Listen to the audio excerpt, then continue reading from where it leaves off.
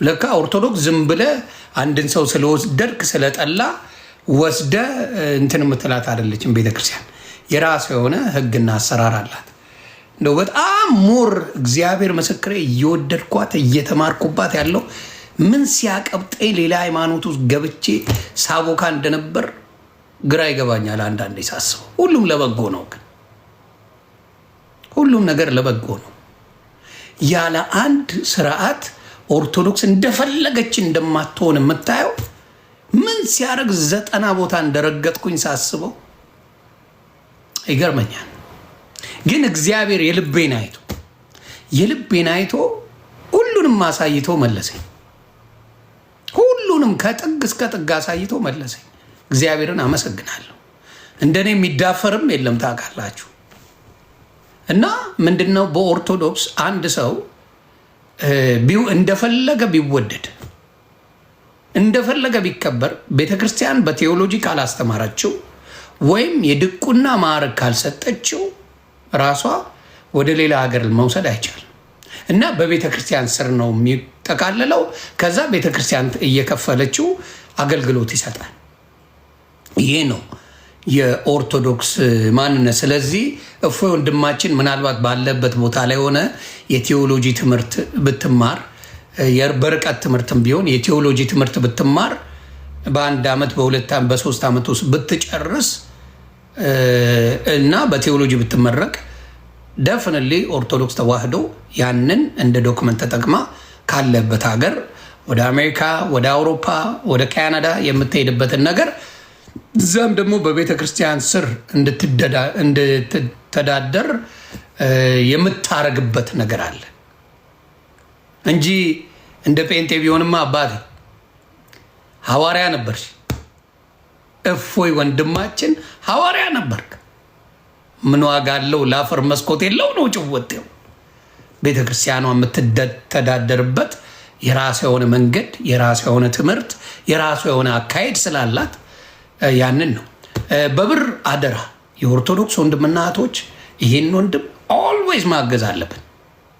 ኦልዌይዝ በውስጥ በካሻፕ በዜል እንዲሁም ገብቶ ሲያስተምር በእንትን በጊፍት እፎይን ማገዝ ይሄ በጣም በጣም በጣም በጣም ጠቃሚ ነው። እፎይ በዚህ መታገዝ አለበት። ተግባባን? መታገዝ አለበት። እያንዳንዱ በአሁን ሰዓት የሚጠራው ስም እፎይ ይሆናል። እያንዳንዱ በአሁን ሰዓት ሙስሊም ወንድምና እህቶቻችን የተነቀሱት ስም ቢኖር እፎይ ይባላል። ተነቅሰውታል። እፎይ የሚል ስም በደንብ ተነቅሰውታል። ከባድ ሚዛን ሆኗል። ምንም የማይል ሌላው ምንድን ነው? ሲስተም እያደረጉ ነው። ፖለቲካ ሊሰሩ። ምን አይነት ፖለቲካ ነው? አንዳንዱ ሰገጤ አይደለ? እነሱ እዮዳብ ቤት እየገቡ ፖለቲካ ይጫወታሉ አይደል? አሰብኩበት። ይነው የአራድዬ ልጅ ሁሌ ታስባለ። ለምንድን ነው እዛ ተገብተው ሲወያዩ ከዛ ፈርቶ እፎይ ፈርቶ ዮኒ ማኛ ቤት ገባ እንዲባል፣ እዮዳብ ጋር ሲጠራ ፈርቶ ዮኒ ማኛ ጋር ገባ እንዲባል ገስዋል። እፎይ በፔጅ ነው የምታስተምረው፣ በፔጅ ነው የምታስተምረው። ይኔ አባት አየ ችሎታ ሊፈላሰፉብህ ሊሰሩብኝ ሲሉ ቆም ብዬ አስባለሁ። ያራዳ ልጅ ከዛ ምንድን ነው እፎይ በፔጁ ነው የሚያደርገው። በፔጁ ይወያያል። በፔጁ ገብተው የሚጠይቁት ካለ ይመልሳል። ይህንን ነው እፎይ የሚያደርገው። እና እፎይ አባቴ ከባድ ከባድ ከባድ ከባድ ነገር ድሮን ሆነ ነገሩን በሙሉ ሁሉም እፎይ ማን ነው? እፎይ ምንድን ነው ያለው? እፎይ በየት ነው የወጣው? በእፎይ በየት ነው ገባው የሚባለውን ፔጅ ላይ ነው የምታደርገው። እኔ ጋር ከ3 ወር በኋላ እግዚአብሔር ሲፈቅድ መተን እንወያያለን። እኔ ብዙ የምፈልገው ነገር የለኝም። እኔ አሁን በኦርቶዶክስ ረክቻለሁ። ጥያቄ እንኳን የለኝም። ምንም የምጠይቀው ነገር የለም። ለምን ብትለኝ አየው ሌላው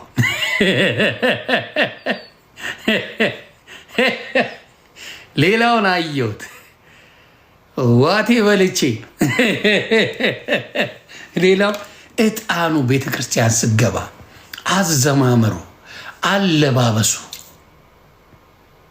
በእውነት በግዕዝ እንኳን ቅዳሴ ሲደረግ የሚሰማ ውስጥ ስሜት ምን አይነት መንፈስ እንዳለ ሌላው ራሱ ሲሰማው ያንን ቋንቋ ሳያውቀው እግዚአብሔር ምስክሬ ውስጡ ይረካል።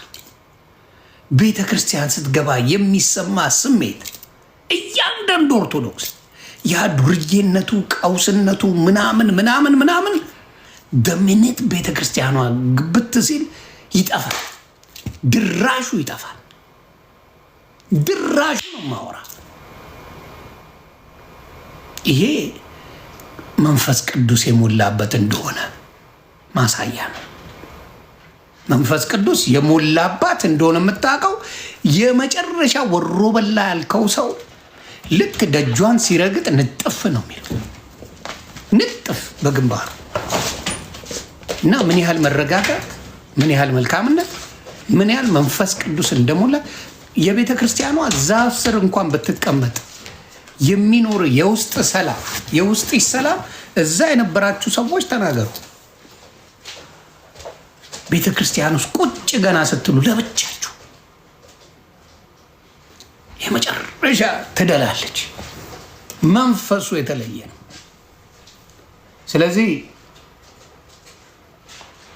ያንን ነው በብዛት ኢየሱስ ክርስቶስ ለሙስሊም ወንድምና እህቶቼ አንድ ነገር ብቻ ነው የምዘግባችሁ። ኢየሱስ ክርስቶስ ራሱ አምላክ አይደለም። አምላክ ነኝ ስገዱልኝ ብሏል አላለም ብላችሁ ትላላችሁ። በእናንተ አንድ ጥያቄ እዚህ ጋር ሙስሊሞች ስላላችሁ አልፋና ኦሜጋ በእናንተ ማን ነው? ማን ነው? በእስልምና አልፋና ኦሜጋ ማለት ማን ማለት ነው?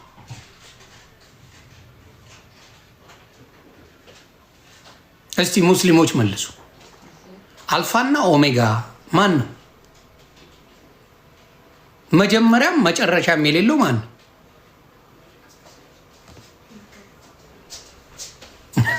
ኧረ ኮመንት ያስቀኛል። ቆይ አይ ለሙስሊሞች ነው። መጀመሪያም መጨረሻም የሌለው ማን ነው? አላህ ነው አይደል? ኦኬ አላህ መጽሐፍ ቅዱስ ውስጥ እሱም ባሳየ ስለ ኢየሱስ ክርስቶስ ታምናለህ?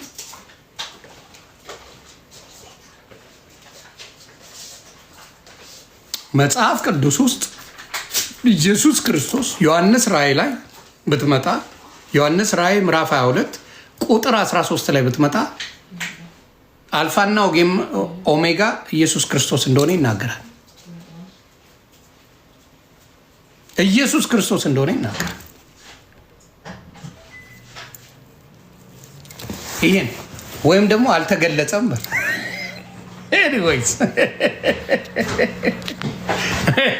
ስለዚህ ኢየሱስ ክርስቶስ አልፋና ኦሜጋ ነኝ ካለ፣ አልፋና ኦሜጋ ከሆነ መጀመሪያም መጨረሻም ከሌለው፣ እንዲሁም ደግሞ ከአብርሃም በፊት እንደነበረ ይናገራል ራሱ ኢየሱስ ክርስቶስ። ስሙ ይክበር ይመስገን የኔ ጌታ። ራእይ 22 13ን ብታነቡ ያንን ይላል። እስቲ ያው ላምብ ለበዓሉ ድምቀት ለእናንተም ለጤናችሁ ጥሩ ነው ብዬ ስለማስብ እና ያ ነው አልፋና ኦሜጋ ኢየሱስ ክርስቶስ እንደሆነ መጽሐፍ ቅዱስ ይናገራል። አልፋና ኦሜጋ ፊተኛውና ኋለኛው መጀመሪያውና መጨረሻው እኔ ነኝ ይላል ራሱ ኢየሱስ ክርስቶስ ነው የሚለው። ዮሐንስ ራእይ ምዕራፍ 22 ቁጥር 13 ምን ይላል? አልፋና ኦሜጋ ፊተኛውና ኋለኛው መጀመሪያውና መጨረሻው እኔ ነኝ። ወደ ሕይወት ዛፍ ለመድረስ ስልጣን እንዲኖራቸው በደጆቹም ወደ ከተማይቱም እንዲገቡ ልብሳቸውን የሚያጥቡ ብፁዓን ናቸው እያለ ይቀጥላል። ስለዚህ ኢየሱስ ክርስቶስ አልፋና ኦሜጋ መጀመሪያና መጨረሻ እንደሆነ መጽሐፍ ቅዱስ ላይ ከተናገረ አልፋና ኦሜጋ ማን ነው? ኢየሱስ ክርስቶስ። አብ ወልድ መንፈስ ቅዱስ አልፋና ኦሜጋ እንደሆነ መጽሐፍ ቅዱስ ይናገራል። ይቺ ነው። ስለዚህ ምንድነው ቀስ እያልን ማንነቷን እንዘግባለን። ስለ ኦርቶዶክስ ማሻአላ ማሻአላ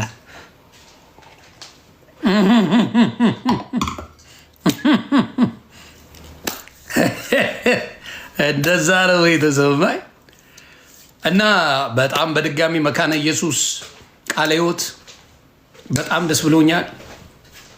ጥሩ ነገር ነው። ጅማሬው ይቀጥል። መካነ ኢየሱስ እና ቃለ ሕይወት ሐዋርያ የሚባል ነብይ የሚባል አላውቅም፣ እንዳትመጡብኝ ድርሽ እንዳትሉብኝ ብላለች። እግዚአብሔር ይስጣቸው። በቃ ይሄ ነው ቆራጥ የሆነ ነገር ማድረግ። ይሄ ነው መደራደር የሌለብ ነገር። ይሄ ነው በቃ።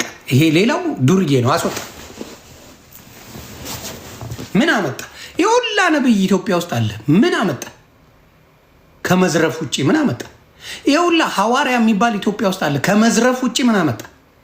ይህንን ነገር መካነ ኢየሱስም ቃለ ሕይወትም አይተው አስወጣቻቸው። የሌባ ጥርቅም እንደሆነ አወቀች። ስለዚህ ጥሩ ነገር ነው። በርቱልን፣ በርቱልን፣ በርቱልን፣ በርቱ። ሌላው ደግሞ ኦርጋኑን ብታወጡት እንደ ሀሳብ ምን ይመስላችሁ? እንደ ሀሳብ ኦርጋኑንና ድራሙን ስረቋቸው። ትክክለኛ ስብከት ይሰበካል።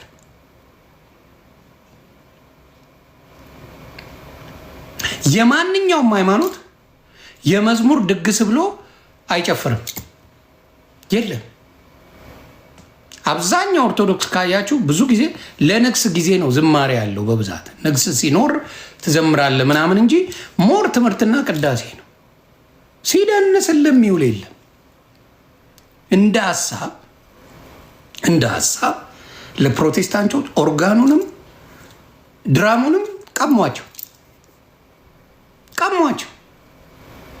እንደ ሀሳብ። ከዛ ይስተካከላሉ። ይህ መጨፈሩ ዋይ ዋይ ማለቱ ዘፈን ማቀናበሩ በቃ ይረጋጋሉ። እውነቱን ልንገራችሁ ይረጋጋሉ። ጥሩ ነው ለእናንተ ይረጋጋሉ። የትም ቦታ ብትሄድ ትልቁ የሚያደርጉት ነገር ምንድን ነው? ኦርጋኗን እና ኦርጋን ይዞ መምጣት ነው። ኦርጋኑን ውሰድበት። ምንም ማውራት አይችልም። ያቺን ተለማመዱ። ጥሩ ነው ብዬ አስባለሁ። ኦርጋኑ ሞር ሰውን አበላሽቶታል ብዬ አስባለሁ። ለመዝሙሩ ክብር ብዙ ሰው ሰጥቶ እንደዚህ ሲዘምር ሶሻል ሚዲያ ላይ አናያቸው። ይሄ ቢች ዳር ሄደው ሲበጠረቁ ምን ሲሉ ነው የምናየው። እውነቴን ነው የምልህ። ኦርጋኑ መውጣት አለበት። ስለማይጠቅም ጥቅም የለውም። ዝም ብለህ መጨፈር ጥቅም የለውም ለእግዚአብሔር። እንዳልኳቸው ኦርቶዶክስ ቤተክርስቲያን ሂዱ እናየው። ቅዳሴ ነው ያለው፣ ትምህርት ነው ያለው። መጨረሻ ላይ 1-2 መዝሙር አለ፣ አለቀ። እግዚአብሔር ምስክር። እዛስ ብትሄድ የሆነ ክለብ የገባ ነው የሚመስል። በየማሉ ድድድድድሽ የሚል አለ፣ በየማሉ ጭፈራ አለ። እንደፈለጉ ሲያቀልጡት ነው የሚውሉት። ይሄ ምስጋና አይደለም፣ የስጋን መንፈስ ነው። እስቲ ዝም ብላችሁ ተማሩ። አትማሩ። ስለዚህ ኦርጋኑ እንደ ሀሳብ ቢቀር ጥሩ ነው። ክራር ሞክሩ ውስጥ ክራር ጥሩ ነው። አትችሉም? ክራር አትችሉም? ሌላው መዝሙር አለባበስ